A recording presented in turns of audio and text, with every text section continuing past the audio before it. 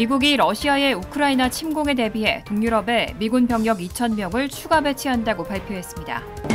미 공중보건협회 조지 벤자민 회장이 어제 CNN과의 인터뷰에서 바이든 행정부에 팬데믹에서 어떻게 빠져나갈지를 분석하고 이에 대한 가이던스를 제공해야 한다고 강조했습니다. 연방정부의 급여보호 프로그램에 투입된 지원금 8천억 달러 중 실제 근로자의 급여 보호에 사용된 금액은 4분의 1 정도에 그친다는 보도가 나왔습니다. 코로나19 대응을 위한 확장적인 재정 정책 등의 여파로 미국의 국가부채는 지난달 사상 최초로 30조 달러 선을 넘겼습니다.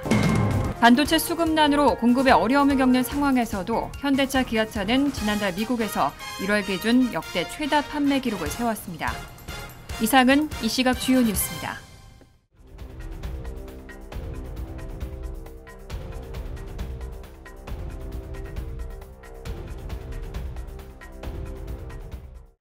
시청자 여러분 안녕하십니까? KBN 뉴스입니다. 미국이 러시아의 우크라이나 침공에 대비해 동유럽에 미군 병력 2,000명을 추가 배치한다고 발표했습니다. 국방부는 다만 이번 병력 배치가 영구적인 배치는 아니라고 강조했습니다. 북대서양 조약기구 동맹국들의 방어 보장을 위한 것이고 우크라이나에서 싸우진 않을 것이란 점을 분명히 했습니다. 존 커비 국방부 대변인은 오늘 오전 국방부에서 브리핑을 갖고 현재 상황은 우리가 나토의 동쪽 측면에 억지력과 방어 태세를 강화할 것을 요구한다며 독일에 있는 1,000명의 병력을 루마니아로 재배치하고 며칠 내로 미국에서 2,000명의 병력이 폴란드와 독일로 배치될 계획이라고 밝혔습니다. 커비 대변인은 이번 추가 파병은 만일의 사태를 대비하기 위한 것이며 영구적인 배치가 아니라고 덧붙였습니다. 이번 병력 배치는 3단계에 걸쳐 이뤄집니다.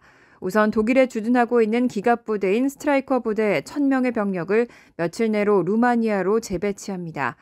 이들은 현재 루마니아에 주둔하고 있는 900명의 미군 병력을 지원하게 됩니다.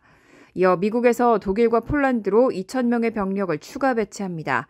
제82 공수단 병력은 폴란드로, 제18 공수사단 병력은 독일로 이동하게 됩니다. 커비 대변인은 이 병력은 공격성을 억제하고 동맹국을 안심시키고 방어하기 위한 다양한 임무를 위해 훈련되고 준비됐다고 밝혔습니다. 최근 들어서는 미국이 이제 팬데믹에서 벗어날 필요가 있다는 목소리가 나옵니다.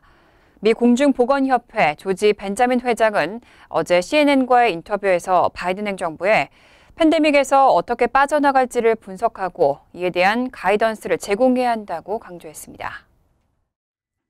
미 공중보건협회의 조지 벤자민 회장은 어제 CNN과의 인터뷰에서 바이든 행정부가 미국이 팬데믹에서 어떻게 빠져나갈지를 분석하고 가이던스를 제공할 때라고 강조했습니다. 그러면서 이런 지침은 백악관 코로나19 대응 태스크포스처럼 질병통제예방센터보다 높은 권한을 갖고 있는 곳에서 발표해야 한다고 주장했습니다.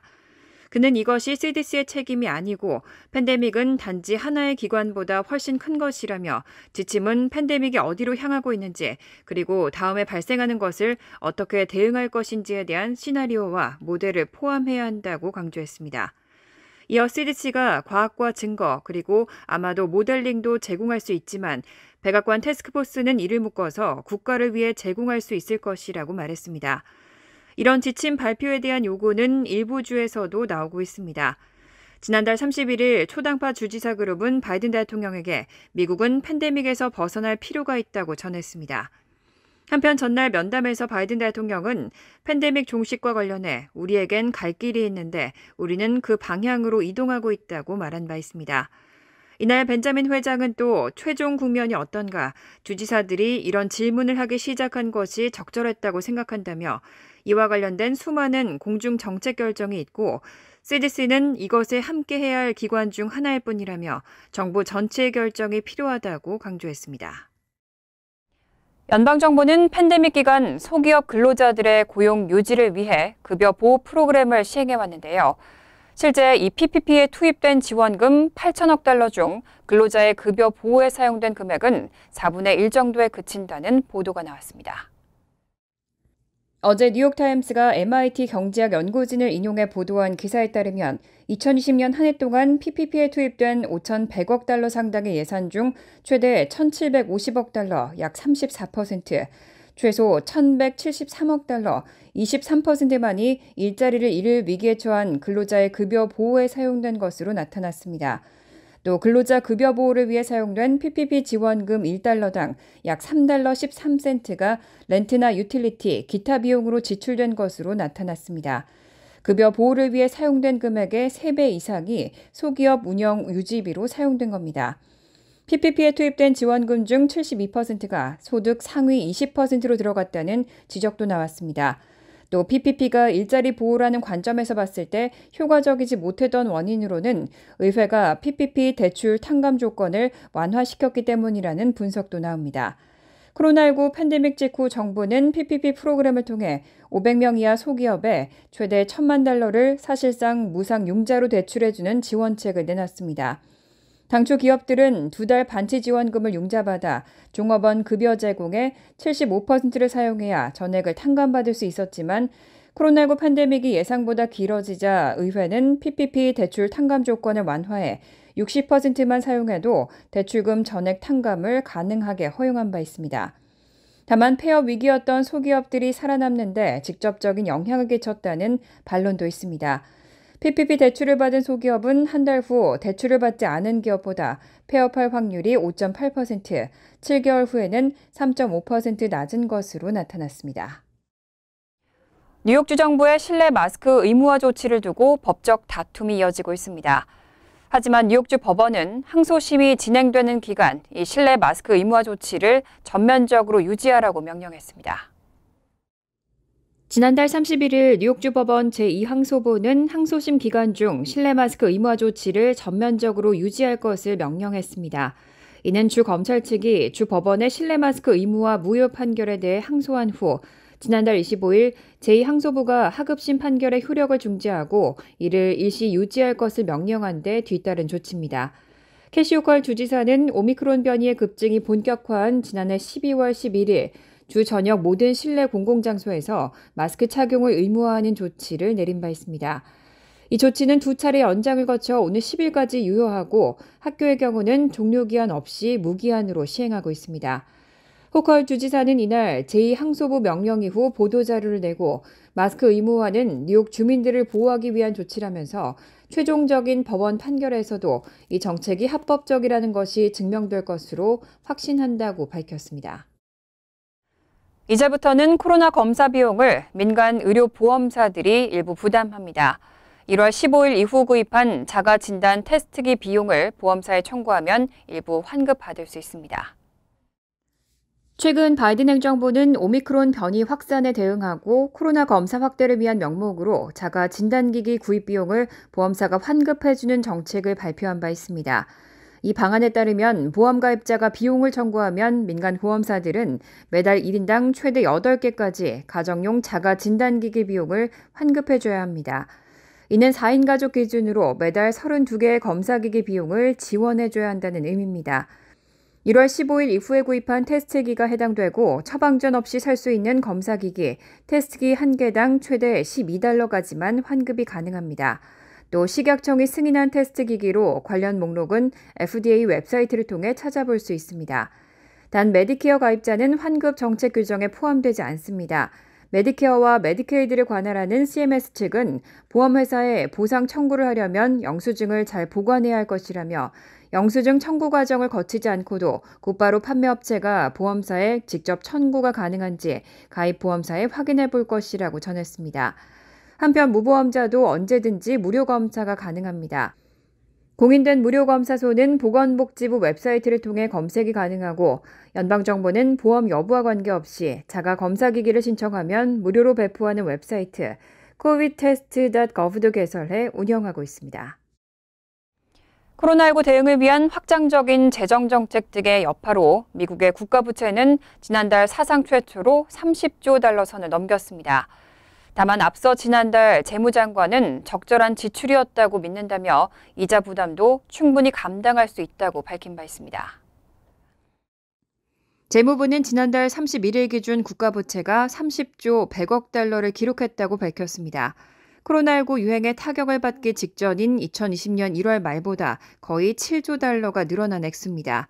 의회는 코로나19 기간 경제 충격에 대응해 소상공인과 실업자, 세입자 등을 지원하기 위한 수조 달러 규모의 지출을 승인했습니다.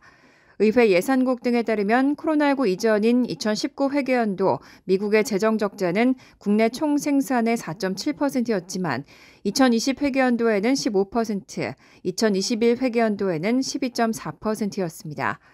2020 회계연도 재정 적자는 3조 1,300억 달러, 2021 회계연도 재정 적자는 2조 7,700억 달러에 달했습니다. 제닛 옐런 재무부 장관은 지난달 코로나19에 따른 경기 하강에 대응해 증세가 아닌 방법으로 지출에 관여한 것이 적절했다고 굳게 믿는다면서 부채 증가에 따른 이자 부담에 대해 낮은 금리 수준을 고려할 때 충분히 감당할 수 있다고 말한 바 있습니다. 다만 월스트리트저널은 재무부가 이번 발표와 관련한 논평 요청을 거절했다고 전했습니다. 일부 경제학자와 전문가들은 미국의 현 부채 수준이 지속 가능하지 않고 향후 다른 경제 위기나 충격이 발생할 경우 정부의 대응 능력에 지장을 줄 수 있다고 경고하고 있습니다. 연방준비제도 고위 인사들이 최근 시장 일각에서 제기되고 있는 0.5%포인트 금리 인상 주장에 일단 선을 그었습니다. 3월에 0.25%포인트 인상될 거란 예상에 힘이 실리고 있습니다. 블룸버그 통신은 패트릭 하커 필라델피아 연방준비은행 총재가 어제 블룸버그 TV와의 인터뷰에서 3월에 25bp의 금리 인상을 지지할 것이라고 말했다고 전했습니다. 이어 하커 총재는 우리가 50bp 인상을 할 수 있느냐고 묻는다면 그렇다고 답할 것이라면서도 우리가 그렇게 해야 하는지와 관련해서 지금으로서는 확신이 좀 부족하다고 자문자답했습니다. 하커 총재는 물가 상승률이 지금 수준에 머무르다가 내려가기 시작한다면 50bp의 금리 인상을 예상하지 않는다면서 하지만 만약 물가 급등을 목격한다면 우리가 더 공격적으로 행동해야 할지 모른다며 여지를 남겼습니다. 이어 다음 달 기준금리 결정 전까지 발표될 1월과 2월 소비자 물가지수를 지켜본 뒤 최종 판단을 내리겠다고 덧붙였습니다. 통화정책결정기구인 연방공개시장위원회에서 임시 투표권을 가진 하커 총재는 지금으로서는 올해 4차례 25bp씩 금리를 올리는 것이 적절하다고 생각한다고 말했습니다. 연준에서 통화 긴축을 선호하는 인사로 손꼽히는 제임스 블러드 세인트루이스 연은 총재도 이날 로이터 통신과의 인터뷰에서 50bp의 금리 인상이 지금으로서는 도움이 될 것으로 생각하지 않는다고 밝혔습니다. 이날 하커 총재와 블러드 총재의 인터뷰 발언은 연준이 인플레이션을 잡기 위해 3월 FOMC 정례회의에서 한 번의 금리를 0.5%포인트 인상하고 시장에 충격을 줄 수 있다는 월가 일각의 관측에 일단 부정적인 견해를 나타낸 것으로 보입니다. 마약성 진통제, 오피오이드 중독 사태와 관련해 원주민 부족들이 대형 제약사 등으로부터 5억 9천만 달러의 합의금을 받기로 합의했습니다. 오피오이드 남용으로 가장 큰 피해를 입은 것으로 알려진 원주민들이 기업들과 체결한 합의 규모는 총 6억 6,500만 달러에 달합니다. 어제 AP통신과 뉴욕타임즈에 따르면 원주민 부족들은 오피오이드 피해와 관련해 제약사 존슨앤존슨 등과 5억 9천만 달러의 합의금을 받기로 잠정 합의했습니다. 이날 합의에는 아메리소스버겐을 포함한 미국의 3대 의약품 유통업체들도 참가했습니다.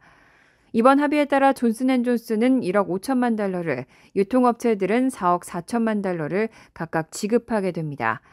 다만 여기에는 지난해 체로키 부족과 의약 유통업체들이 별도로 맺은 7,500만 달러의 합의는 포함되지 않습니다.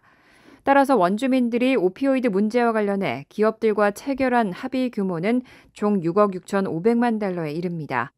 또 다른 오피오이드 제약사 퍼듀 파마와의 합의안도 중재 절차를 밟고 있다는 점을 고려하면 원주민들에 대한 제약업계의 보상금 규모는 더 늘어날 것으로 보입니다.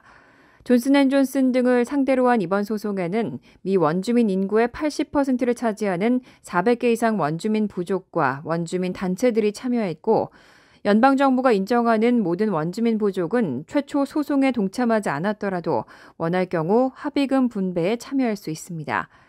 합의문에 인용된 한 연구 결과에 따르면 지난 2015년 기준 미국의 모든 인구 그룹 가운데 원주민들의 1인당 오피오이드 남용 비율이 가장 높은 것으로 나타난 바 있습니다. 반도체 수급난으로 공급에 어려움을 겪는 상황에서도 현대차, 기아차는 지난달 미국에서 1월 기준 역대 최다 판매 기록을 세웠습니다. 특히 하이브리드와 전기차의 판매가 눈에 띄게 늘었습니다. 오늘 현대차 그룹은 현대차와 기아가 지난 1월 미국에서 93,998대를 판매해 지난해 1월 같은 기간보다 3.1% 증가했다고 밝혔습니다. 차량용 반도체 수급난으로 미국 주요 5개 자동차 업체의 지난달 평균 판매량은 지난해 1월보다 7.2% 감소했습니다. 하지만 이런 상황에서도 현대차 그룹은 친환경차와 스포츠 유틸리차의 선전으로 판매량이 늘었습니다.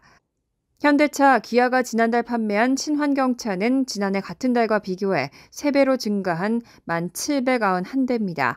이 중 투싼 하이브리드 3,598대 등을 포함한 하이브리드 차가 지난해보다 220.4% 늘어나 8,660대였고 전기차는 226% 증가한 2,103대가 판매됐습니다.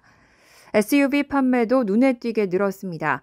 지난달 전체 미국 판매량에서 SUV가 차지한 비중은 70.7%로 지난해 같은 기간 65.8%보다 늘었습니다.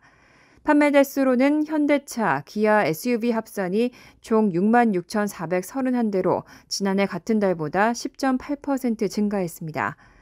특히 현대차는 지난달에 지난해 1월 대비 11.5% 증가한 51,510대를 판매해 1월 기준으로 역대 최다 판매량을 기록했습니다. 차종별로는 투싼이 13,089대로 가장 많이 판매됐고 이어 산타페, 팰리세이드 등의 순이었습니다. 기아의 지난달 미국 시장 판매량은 42,488대였고 차종별로는 텔룰라이드, 소렌토, 스포티지 등의 순이었습니다. 간추린 소식입니다. 캐나다 퀘벡주 프랑스와 르고 퀘벡주 총리는 어제 기자회견을 열고 코로나19 백신 미접종자에 대한 보건세 부과 방침을 철회한다고 밝혔습니다. 퀘벡주는 지난달 11일 코로나19 백신 접종을 거부하는 주민들에게 분담금 성격의 보건세를 부과할 것이라며 꽤 많은 금액이 될 것이라고 예고한 바 있습니다. 그리고 주 총리는 코로나19 환자의 입원 기율이 점차 낮아지고 방역 조치에 대한 주민들의 피로감도 크다고 지적한 뒤 이제 미접종자들에게 손을 내밀고자 한다며 철회 이유를 밝혔습니다. 미국 프로풋볼 사상 최고의 쿼터백으로 꼽히는 톰 브래디가 마침내 현역 은퇴를 선언했습니다. 브래디는 인스타그램에 쓰기 어려운 말이지만 이젠 해야 한다며 NFL 이력을 사랑하고 이제 내 관심이 필요한 다른 분야에 내 시간과 에너지를 집중해야 할 시간이라며 은퇴를 공식화했습니다. 브래디는 22년간 NFL 쿼터백으로 뛰면서 슈퍼볼 우승 7번을 차지하고 최우수 선수 3차례에 슈퍼볼 MVP 5차례 등극 등 누구보다 빛나는 업적을 이뤘습니다.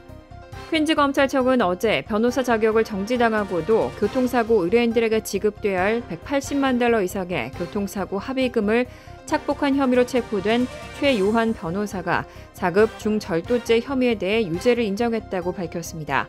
최 변호사는 피해자에게 돌아가야 할 교통사고 합의금 180만 달러 이상을 배상하기로 했습니다. 퀸즈 법원은 오늘 4월 선고를 앞두고 있고 최 변호사는 최고 4년 6개월형에 처해질 수 있습니다. 최 변호사는 지난 2015년 8월부터 2020년 8월까지 5년간 50차례 이상 교통사고 관련 의뢰인을 속이고 의뢰인들에게 지급해야 할 180만 달러 이상의 교통사고 합의금을 가로챘습니다. 뉴저지 주 법원은 지난달 28일 러커스대가 재학생들에게 총 500만 달러를 반환하는 조건의 합의 내용을 승인했습니다. 이에 따라 러커스대에 2020년 봄학기에 등록한 모든 학생은 1인당 63달러씩을 받게 됩니다. 재학생은 다음 학기 수업료에서 합의금만큼 자동 할인받게 되고 미등록생은 우편을 통해 수표로 지급받게 됩니다. 러커스대는 코로나19 확산을 이유로 2020년 봄학기를 원격 수업으로 전환했지만 일부 학생들은 당시 온라인 강의만 진행되는 만큼 수업료 및 수수료 일부 반환을 요구하며 집단 소송을 제기했습니다. 환율과 증권 소식입니다.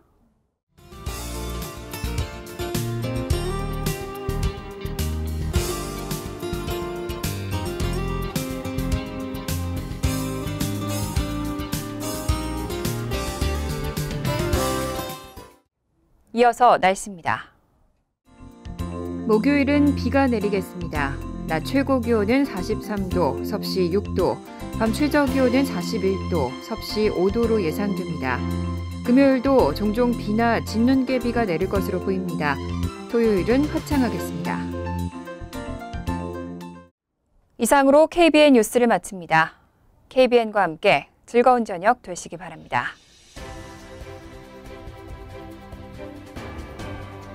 미 동부 최대 한인방송 KBN이 제작하는 KBN 뉴스는 웹사이트 mykbn.com 그리고 유튜브와 페이스북에서 다시 보실 수 있습니다.